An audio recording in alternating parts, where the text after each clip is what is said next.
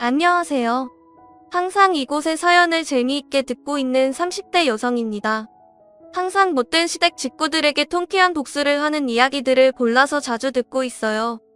저에게도 그리 심각하진 않지만 제 인생에서는 큰 충격으로 다가왔던 사건이 있어서 여러분들에게 이야기를 해볼까 합니다. 마마보이 남편과 아들만 끼고 돌던 시어머니에 대한 이야기예요. 그러면 그 숨쉬는 부족하지만 제 이야기를 시작해 보겠습니다. 남편과 저는 지인의 소개로 처음 만나게 되었습니다. 20대 후반, 아직까지는 결혼 생각도 급하지 않았고 한참 일하고 친구들과 여행 다니기 좋아하던 저는 굳이 소개팅을 해야 할까 싶었지만 제발 한 번만 만나보라는 지인의 부탁 때문에 마지못해 그 자리에 나가게 되었어요. 안녕하십니까? 저는 김인혁이라고 합니다.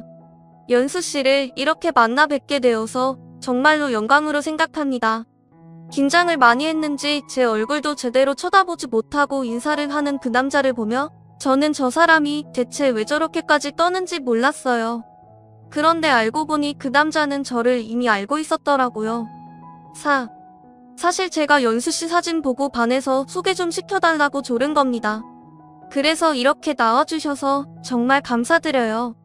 지인을 통해 제 사진을 보고 저를 소개해달라 자리를 마련했다는 남자의 설명을 듣고 저는 당황스럽기까지 했었습니다.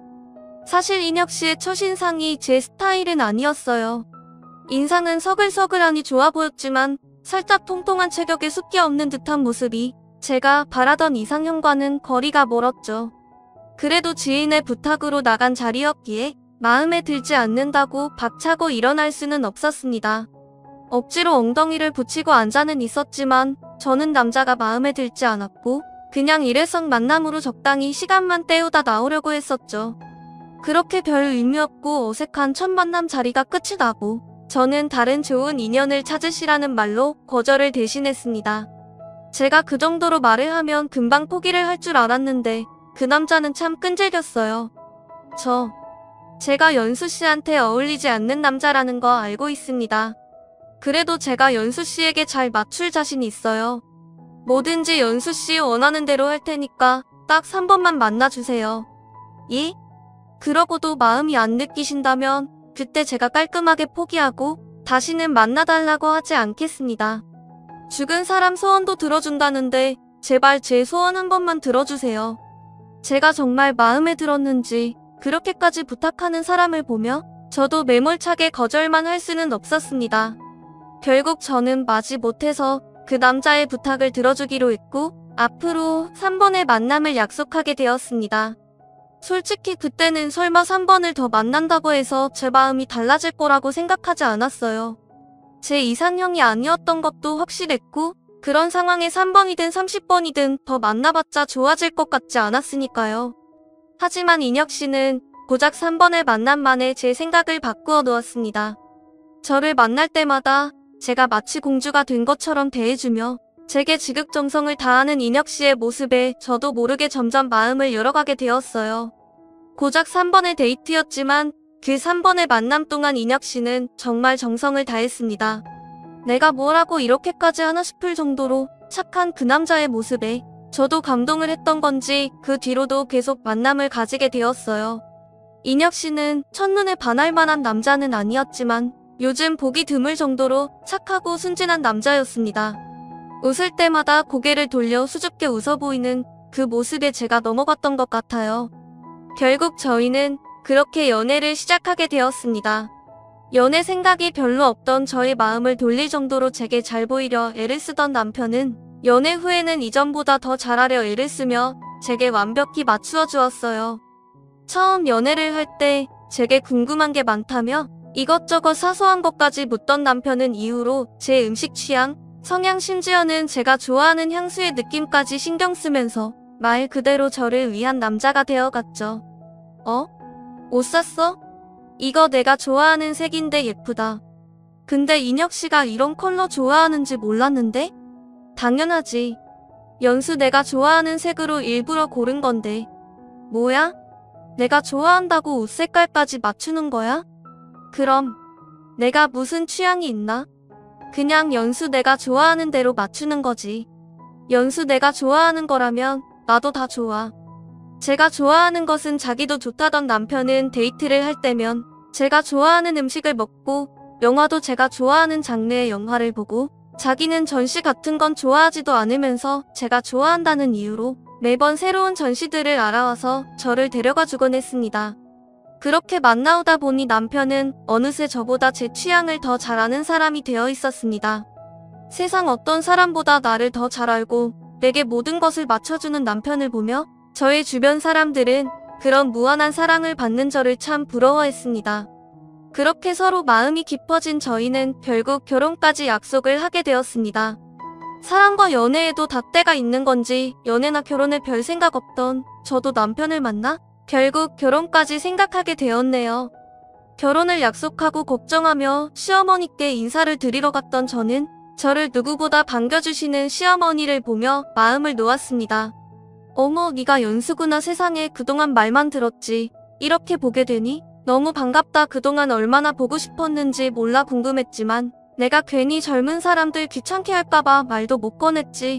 그래도 이렇게 만나니 참 좋구나. 저도 어머님 뵈어서 기뻐요. 늦게 인사드려서 죄송합니다. 죄송은 무슨, 우리는 네가 우리 집에 찾아와 준 것만으로도 고맙지. 제게 다른 것은 아무것도 묻지도 않으시고 마냥 저를 반기시는 시어머니를 보며 저는 남편이나 시어머니나 다들 참 좋은 분들이라는 생각을 했어요.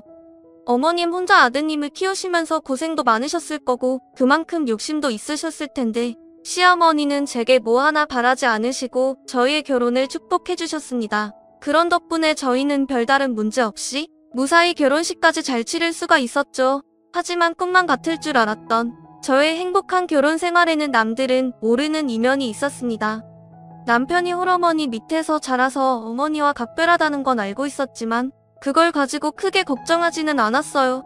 하지만 결혼 후 알게 된 남편의 진짜 모습에 저는 크게 당황스러웠습니다. 분명 결혼식까지는 제 의사대로 따라주고 별말 없던 남편이 정작 결혼 후에는 제 말이 아니라 어머님 말씀을 들으면서 사소한 것 하나까지 어머니에게 물어보며 어머니가 시키는 대로 하려 하는 겁니다. 오빠 공과금이 미납이라는데 알고 있었어?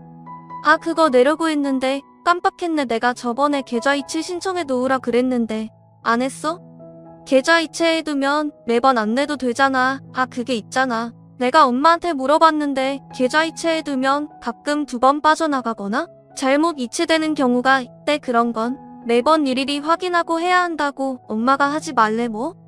그걸 뭐 하러 어머님께 물어본 거야? 엄마가 우리보다 더 잘 아니까 물어본 거지. 알고 보니 남편은 너무나 심각한 마마보이였어요. 뭐 이런 걸 물어보나 싶을 정도로 사소한 것 하나하나까지 다 시어머니에게 물어보고 실천을 하는 성격이었던 거죠. 처음에는 중요한 것도 아닌데 그렇게까지 하는 게 이해되지 않았지만 남편이 여태 살아온 습관이라기에 이해를 하려 했습니다. 결혼 전 습관이니 결혼하고서는 천천히 고쳐가면 될 거라고 생각했거든요. 그런데 남편의 의존도는 제 생각보다 심각한 수준이었어요. 말을 하려면 자기 얘기만 하면 될 것을, 심지어는 제 얘기까지 모두 전해서 남편은 별것 아닌 것부터 부부 사이에만 나눠야 할 중요한 일까지 모두 시어머니에게 전달하고 있었습니다. 연수, 너희 집에 둘밖에 없다고는 하지만 잠잘 때는 옷도 바지도 입고 자야 한다. 여자는 착오로 하체랑 배가 따뜻하게 지내야 했네. 아니, 인혁이한테 물어보니까 매번 자기 전에 덥다면서 바지를 벗거나 반바지를 입고 잔다며? 그거 좋지 않아. 내가 애도 빨리 가지고 싶다며? 그러면 더 내 몸에 신경을 써야지. 그리고 너희 부부 관계하는 날은 내가 받아와 주마. 내가 잘 아는 용한 사람이 있는데 그 사람이 받아준 날 애를 가지면 아주 똘똘한 애가 나온단다. 어머니 감사하지만 그런 건 저희 부부가 알아서 할게요. 너는 아줌마가 되고도 이런 말이 민망하니? 나도 너처럼 똑같은 여자고 아는데 뭘 이런 거 가지고. 그리고 그 평일에는 부부 관계도 좀 삼가하고 그래라. 인혁이나 너나 회사 생활하는데 피곤하면 어떡하려고 그래? 어머니, 인혁씨가 그런 말도 다 해요? 뭐? 부부 관계? 아들이 그런 걸 엄마한테 이야기할 수도 있지. 그게 이상하니?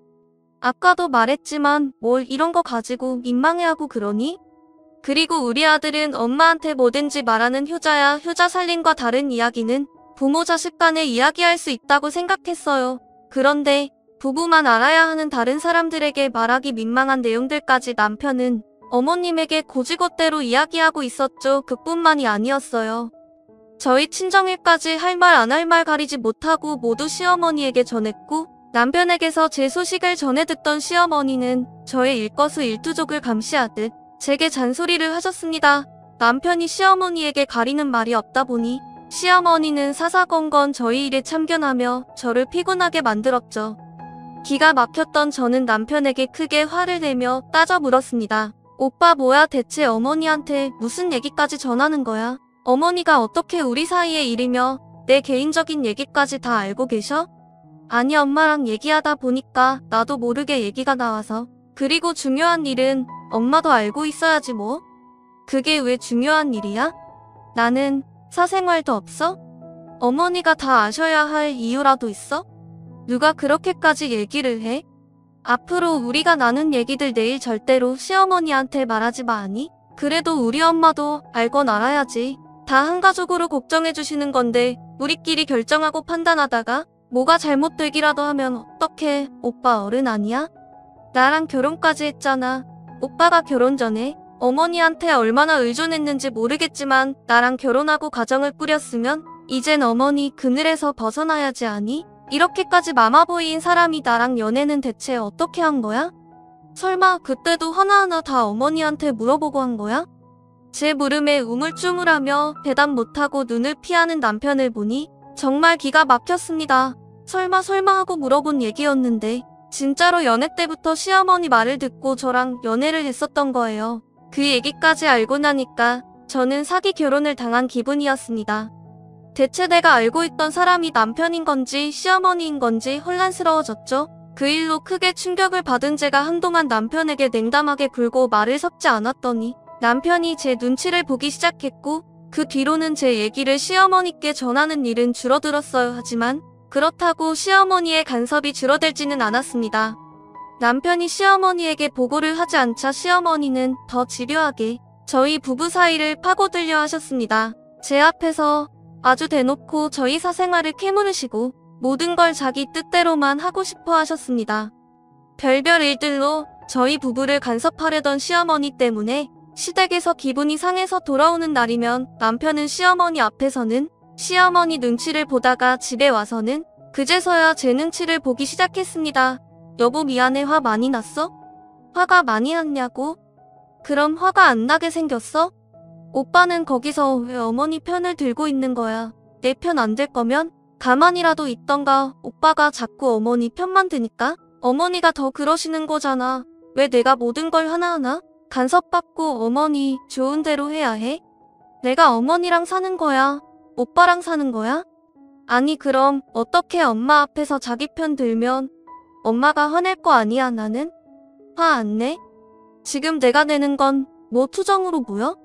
미안해 자기야, 내가 잘못했어. 화 풀어. 응?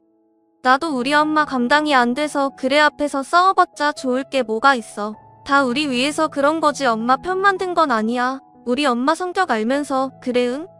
그래. 근데 그렇다고 이렇게 밑도 끝도 없이 다 맞추기만 해야 하냐고. 나는 무슨 성격 없어? 자기는 착하잖아. 미안해. 내가 자기 가지고 싶다고 했던 가방 사줄게. 한 번만 화 풀어. 그런 식으로 시어머니 때문에 싸우는 날이면 남편은 뒤늦은 선물 공세와 애정 표현으로 제 기분을 애써 풀어주려 했습니다. 앞뒤 태도가 다른 남편의 모습이 섭섭했지만 그땐 남편도 시어머니와 제 사이에서 힘들 거라 생각하며 나름의 처세술일 거라고 이해하고 넘어가려고 생각했어요.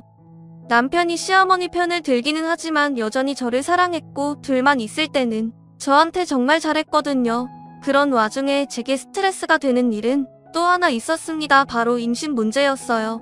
결혼을 하고 빨리 아이를 가지고 싶었던 저는 임신을 위해 노력을 해왔지만 임신이 바로 되지 않았습니다.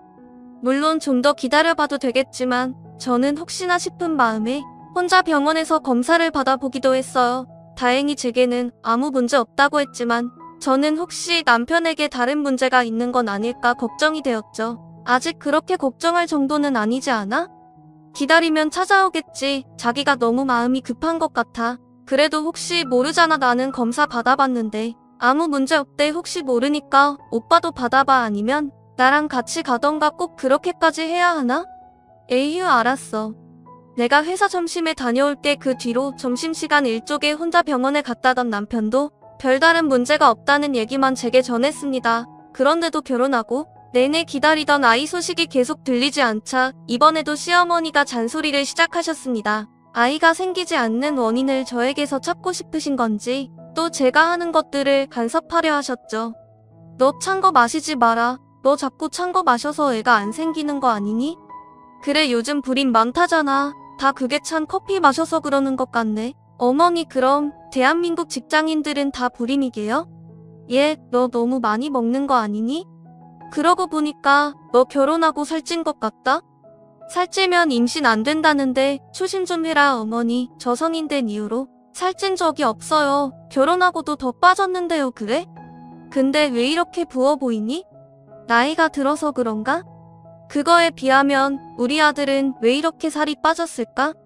홀쭉한 것이 너무 안쓰러워 보이네. 어머니는 제가 찬 커피를 먹어서 살이 쪄서 임신이 안 되는 거라며 또 제 탓만 하셨습니다. 하지만 오히려 결혼 이후 살이 찐 건 제가 아닌 남편이었어요. 저야 시어머니가 그렇게 스트레스를 주시는데 살이 찔 틈이 있나요?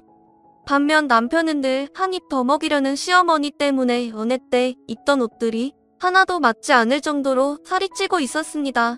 연애 때도 조금 체격이 있어 보이던 남편은 어려서부터 소화 비만이었습니다. 그것도 모두 어렸을 적부터 아들 입에 들어가는 거라면 아끼지 않으시는 시어머니 덕분이었죠. 그나마 연애 때는 저한테 잘 보이려고 식단 조절이라도 한 건지 그 정도는 아니었었는데 결혼 이후에는 아주 고삐를 풀어버린 것처럼 먹기만 했고 시어머니는 그런 남편을 말릴 생각도 없이 하나라도 더 해먹이지 못해 안달이셨습니다. 이녀가 이것도 먹어봐라. 이것도. 왜 이렇게 못 먹니? 너도 나이 들었나 보다. 이전만큼 먹지를 못하네. 요즘 회사 일이 힘드니?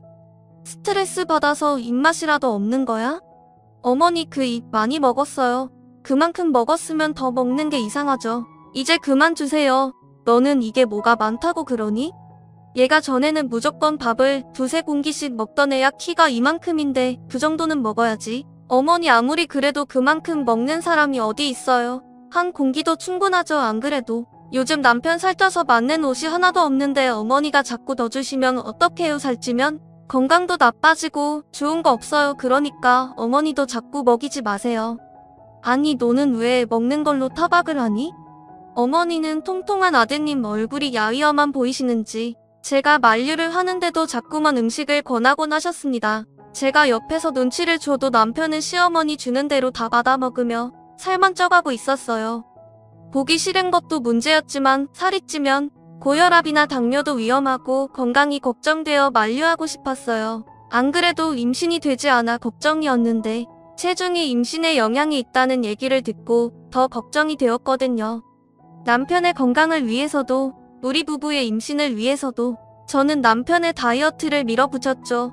남편은 벌써 100kg이 육박하는 몸인데 야위어 보인다며 남편의 다이어트를 매번 무산시켰던 시어머니와 언쟁을 벌여가며 남편 다이어트의 허락을 겨우 받아냈습니다. 그래도 시어머니와 언쟁을 벌이면서까지 시작하게 된 남편의 다이어트는 기대 이상으로 성공적이었어요.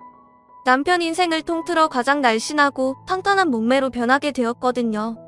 물론 그 모습을 만드는 데까지 쉽지는 않았습니다. 제가 매일 포기하려는 남편을 어르고 달래고 때로는 혼을 내기까지 하며 같이 운동을 하며 만들어낸 결과물이었습니다. 영양과 칼로리를 신경을 쓴 식단까지 제가 직접 다 해다 먹였어요. 거기다 저 몰래 다이어트에 도움이 안 되는 음식을 남편에게 해다 먹이려고 하는 시어머니를 막으려 제가 매일같이 감시를 해야 했어요.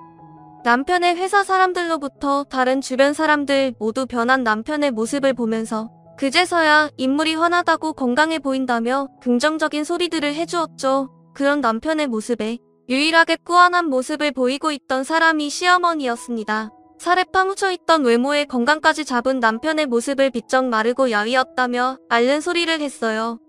건강하게 변한 남편의 긍정적인 소식 말고도 또 하나의 기쁜 소식이 저에게 찾아왔습니다. 남편의 다이어트가 성공하고 시간이 어느 정도 지났을 무렵 유독 회사 일을 하면서 졸리고 피곤했어요. 그때는 단순히 식곤증이나 남편에게 신경을 많이 쓴 탓이라고 치부했죠. 그런데 매달 정확한 주기로 하던 월경이 늦어지고 있었어요. 그것 말고도 좀처럼 보이지 않던 몸의 변화가 느껴졌어요. 처음에는 임신을 생각하기보다 혹시 몸에 문제가 생긴 게 아닐까 걱정을 하며 제 증상들을 인터넷에 검색하게 되었죠. 그리고는 제 증상들이 임신 초기의 증상임을 알게 되었습니다. 임신을 하려 노력은 하고 있었지만 좀처럼 소식이 없는 이유로 기대를 하지 않고 있던 저는 두보자에게 알리지 않고 혼자 회사 점심시간을 이용해 산부인과를 찾게 되었습니다. 괜한 기대를 하면 실망만 더 크게 할 것 같아 검사를 받기 직전까지 아무런 생각을 하지 않았어요. 그런데 의사분에게 초음파 검사를 받으면서 제가 꿈에 그리던 말을 듣게 되었습니다. 바로 임신 소식이었죠. 결혼을 하고 계속해서 바라던 아이였는데 다이어트를 열심히 따라와 준 남편과 저의 노력으로 소중한 아이가 찾아와 주어서 너무 기뻤습니다. 마음 같아선 당장의 시어머니와 남편에게 기쁜 소식을 알리고 싶었지만 깜짝 놀라게 해주고 싶었어요. 남편의 건강과 다이어트 때문에 필사적으로 몸에 좋지 않은 음식을 막아왔던 저였기에 갑작스레 먹고 싶은 음식을 모두 모아 먹자는 제 제안을 두보자 모두 이상하게 생각했습니다. 아이가 생겼다는 제 이야기를 듣고 기뻐할 남편과 시어머니의 모습을 상상하니 어서 빨리 퇴근을 하고 싶었어요. 근무를 하는 내내 컴퓨터의 시간만 보며 퇴근 시간을 기다리게 되었고 5시 정각이 되는 시간에 맞춰 불이 나기 시댁으로 가게 되었습니다. 어머니 저 왔어요. 너 옷도 안 갈아입고 바로 온 거야? 아니 무슨 일이길래 이렇게 급하게 온 거니? 별일 아니에요. 그냥 인혁씨가 다이어트 한다고 고생도 했고 어머님께서도 아들 마음껏 먹이지 못하셔서 속상하실 것 같아서 겸사겸사 자리를 마련하려고요. 그래 잘 생각했어. 내가 너 때문에 말은 못했지만 우리 인혁이 매력이 풍채에서 나오는 남자다움이 아니니? 남자가 그렇게 마르면 밖에서 힘도 못 써요. 이제부터라도 우리 인혁이 원하는 대로 먹이고 살자. 그때 저는 시어머니 입에서 무슨 이야기가 나와도 좋았습니다. 퇴근하면서 사온 음식 재료들로 콧노래까지 부르며 음식을 하게 되었고 오랜만에 아들에게 마음껏 먹일 수 있다는 생각에 남편과 시어머니가 좋아하는 음식을 하고 있었죠. 그 외에도 두 사람이 좋아하는 배달 음식까지 시켰기에 주방에 있는 식탁에 말고 거실에 따로 상을 펴야 했어요. 일을 마치고 온 남편도 한순간 변한 제 모습을 보고 무슨 일인가 싶어 눈치를 보고 있었죠. 기분이 날아갈 듯 좋은 제 모습을 보고 금방 안심을 하게 된 남편은 간만에 포식하게 생겼다며 옷까지 갈아입고 먹을 준비를 하고 있었습니다. 임신을 성공하니 그런 남편의 모습까지 모두 다 좋았어요. 정말 한상 떡 벌어지게 차린 음식들로 흥분 상태인 남편과 시어머니와 같이 모두가 즐겁고 맛있는 식사 시간을 가지게 되었습니다. 어느 정도 식사를 마칠 때쯤 분위기를 보던 저는 제 임신 소식을 두 사람에게 알리게 되었죠. 아내로서 며느리로서 제가 할 말이 있어서 이렇게 모두가 즐거운 시간을 만들었습니다. 어쩐지 평범한 날은 아니다 싶었어. 당신 승진한 거야? 아니면 보너스라도 받았어? 아, 당신 로또 됐구나. 아니야, 그보다 더 좋은 거야. 당신한테도 어머님께도 도대체 뭐길래 이렇게 뜸을 들이냐? 어서 말해봐라 어머님. 여보, 저 임신했어요. 요즘 통몸이 이상해서 문제라도 있나 싶어서 오늘 산부인과에 갔는데 글쎄 임신이래요. 아직 3주차라 조심해야 한다는데 어떻게 저 혼자만 이 소식을 알고 있겠어요. 여보, 드디어 당신도 아빠가 된 거야. 어머님, 제가 예쁜 손주 보여드릴게요. 그 기쁜 소식을 듣고도 난리를 피우고 있는 건 저 혼자였습니다. 무슨 일인지 남편과 시어머니는 얼굴이 굳어가며 임신 소식에도 반응을 하지 않고 있었어요. 내가 너무 갑자기 말해서 다들 놀라셨어요? 밥 먹기 전에 말해야 했나? 제 물음에도 아무런 말이 없던 시어머니와 남편은 서로 눈짓을 하며 사인을 보냈죠. 아니? 너무 놀라서 그런 거지. 근데 당신 정말 임신 맞아? 다른 병원 가서 확인해 봐야 하는 거 아니야? 그때는 그렇게 노력해도 안 되던 임신이 갑자기. 응? 무슨 소리야? 오늘 내가 직접 산부인과 가서 초음파로 확인했다니까? 여기 사진도 있잖아. 그래? 그래도 또 모르지. 의사가 잘못 확인했을 수도 있고 혹시 당신이 처음에 생각한 것처럼 혹이나 그런 문제를 잘못 봤을 수도 있고 이왕 확인하는 거 확실하게 한 번 더 확인해보자 뭐. 사진까지 있는데 믿지를 못하겠다고? 인혁이가 뭐. 아니, 확실히 확인해보려고 하는 거니까 지금 당장 확인을 해보자는 거지. 무슨 말인지 모르겠지만 초음파 사진을 보여줘도 믿지 않는 두 사람은 굳이 지금 확인을 해야겠다며 야간 진료가 있는 산부인과까지 찾아 확인을 하자고 했습니다. 그때까지도 용문을 몰랐던 저는 단순히 두 사람이 괜한 실망을 하고 싶지 않아 재차 확인을 하고 싶어 한다 생각했어요. 그렇게 도착한 산부인과에서도 야간에 임신검사를 받으러 온 저희를 이상하게 봤어요. 병원 내 주위를 둘러보아도 다들 급한 문제로 온 임산부들이 많았지 저처럼 검사를 굳이 야간 진료 시간까지 받으러 온 사람은 없었죠. 그렇게 검사 예약을 하고 진료를 받게 되었습니다. 의사 선생님과 함께 검사실로 가족 모두 몰려가 확인을 하게 되었죠. 너무나도 당연하게도 초음파 화면에는 이전 사진과 같은 아기의 모습이 보였습니다. 의사 선생님도 그 화면을 정지시켜 남편과 시모에게 보여주고 3, 4주차 되어 보인다며 설명까지 해주었어요.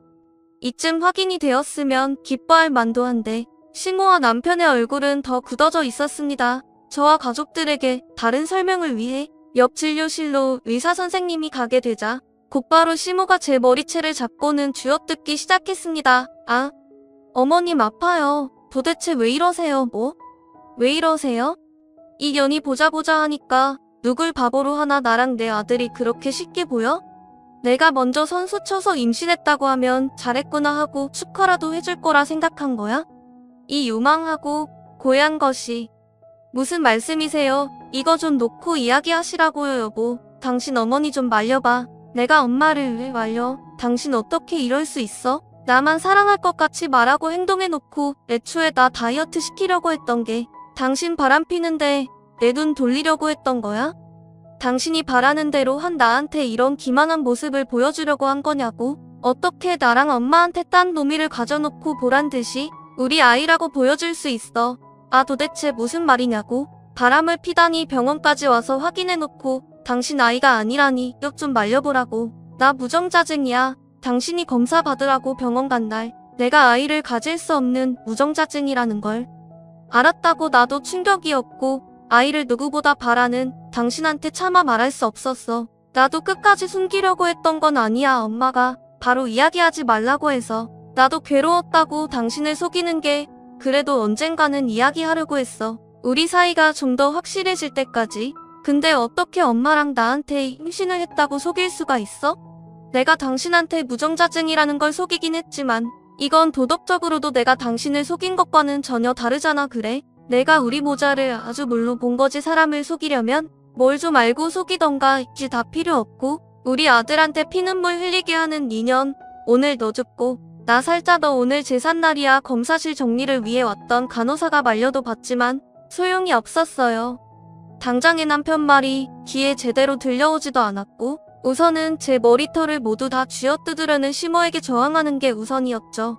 저는 아파서 소리를 지르고 시모는 악을 쓰고 남편은 울먹이는 난장판 상황에 간호사를 따라 들어온 의사 선생님께서 한마디를 하셨죠. 이러지들 마세요. 이러지 마시라고요. 다들 그만. 차분한 성격의 의사 선생님께서 소리를 지르자 순간 검사실에 있던 우리 모두가 얼음이 되었습니다. 다들 병원 검사실에서 뭐 하시는 거예요? 그리고 잠깐 이야기를 듣긴 했는데 남편분 무정자증 정확하게 어떤 소견을 받으셨어요? 해? 무슨 소견은 그냥 무정자증이죠. 무정자증이라고 해도 어떤 상황인지 담당 전문의께서 설명을 해주셨을 거 아니에요. 그때 너무 충격적이라 무정자증이라는 소리 듣고 몽해서 여기서들 이러지 마시고 우선 당장 남편분 데리고 검사받은 병원 다시 가보세요. 거기서 남편분이 자연 임신이 가능한 무정자증인지 확인하시라고요. 제 병원에서 이러지들 마시고. 저도 그때는 무정자증에 대해서 아무것도 모르고 있을 때였습니다. 듣기는 해봤지만 수많은 사람들 중에 제 남편이 그럴 거라 생각하지도 않았고 관심도 없었으니까요.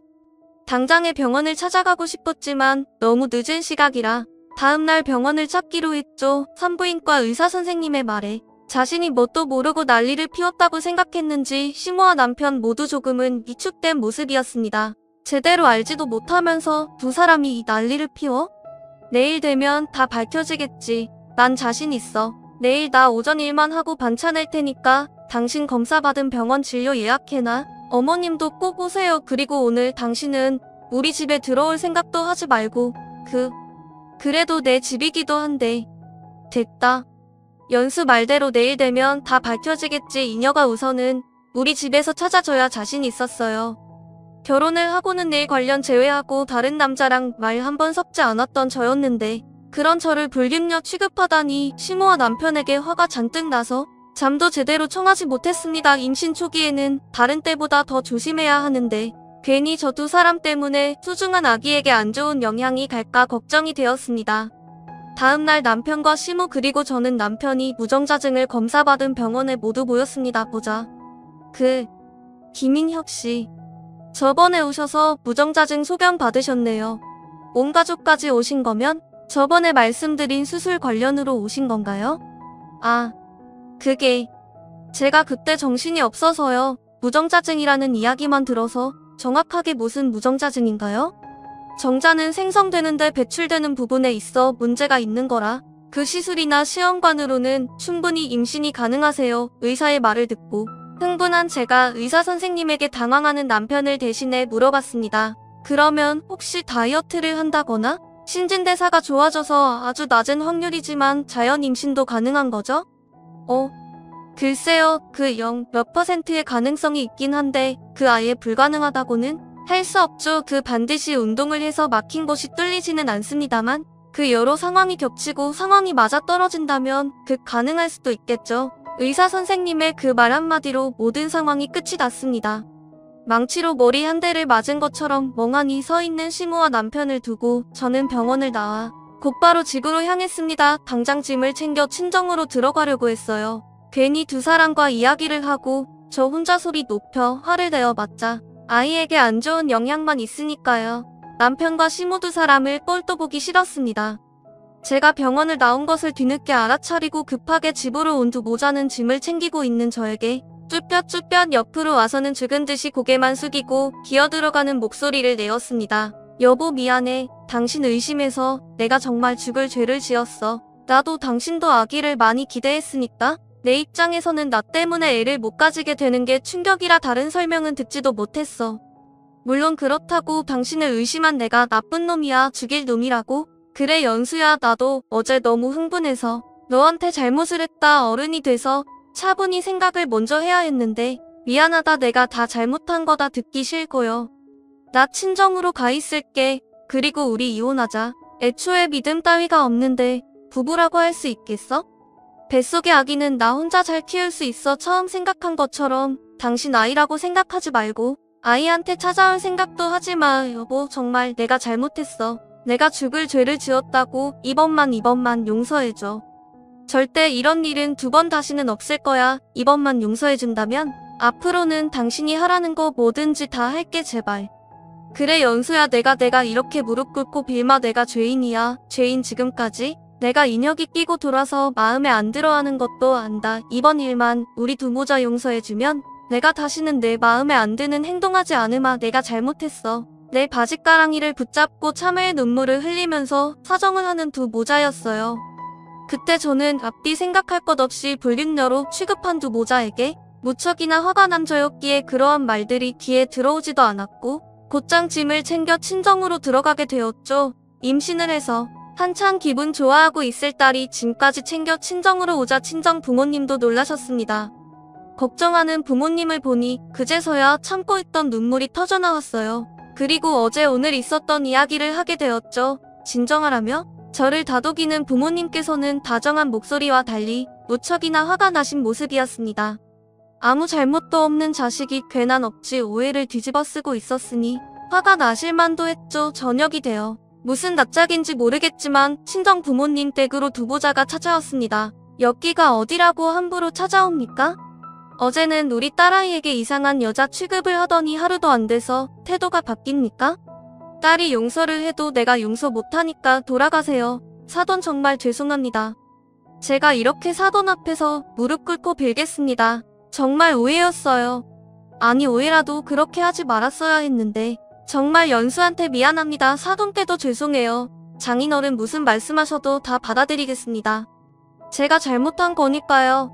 제가 죽을 죄를 지었어요. 그 후에도 두 보자는 매일같이 저희 부모님 댁으로 찾아와 간절하게 빌고 또 빌었습니다.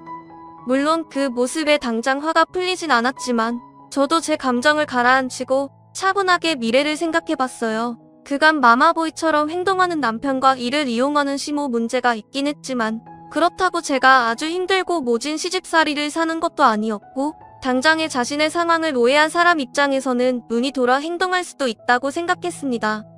무엇보다 화가 나서 막말을 내뱉긴 했지만 아직도 남편을 사랑하고 있었어요. 앞으로 이런 일이 2번 다시는 없도록 다짐을 받기로 하고 용서를 하기로 생각했죠.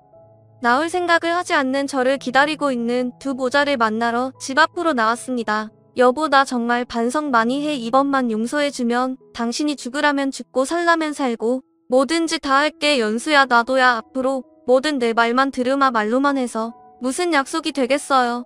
또 어떻게 말을 바꿀 줄 알고요. 이미 불륜녀 취급까지 받았는데요. 아무리 생각해도 괘씸하지만 이번만은 오해라고 생각하고 용서해 드릴게요. 단 각서를 받아야겠어요.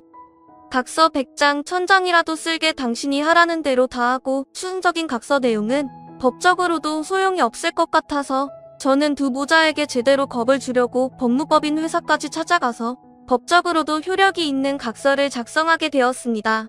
해당 사항을 어길 시 저에게 유리한 조건들로 작성을 하고 공증까지 받게 되었죠. 그 이후 부모자는 제 말이라면 고지고대로 받아들이고 있어요. 남편은 더 이상 마마보이처럼 행동하지 않고 시모도 제 눈치를 보며 괜한 심기를 건드리지 않으려 행동을 조심하고 계시죠. 제 말에는 아예 토를 달지 않게 생각하는 것 자체를 바꿔버렸습니다. 지금은 남편과 저 그리고 태어난 아이 세 식구가 행복하게 지내고 있습니다. 시집살이는 남의 집 이야기고 제 말이라면 죽은 척까지 하는 남편으로 행복한 삶을 보내고 있네요. 저 혼자만의 생각일 수도 있지만 세상에서 가장 편안한 삶을 살고 있는 며느리이자 아내이지 않을까 싶네요. 앞으로는 지금처럼만 같이 온 가족 행복한 시간만 보냈으면 해요. 그럼 저도 글을 이만 접고 구독자로 돌아가 새로운 사연을 기대하고 있겠습니다. 제 얘기 들어주셔서 감사합니다.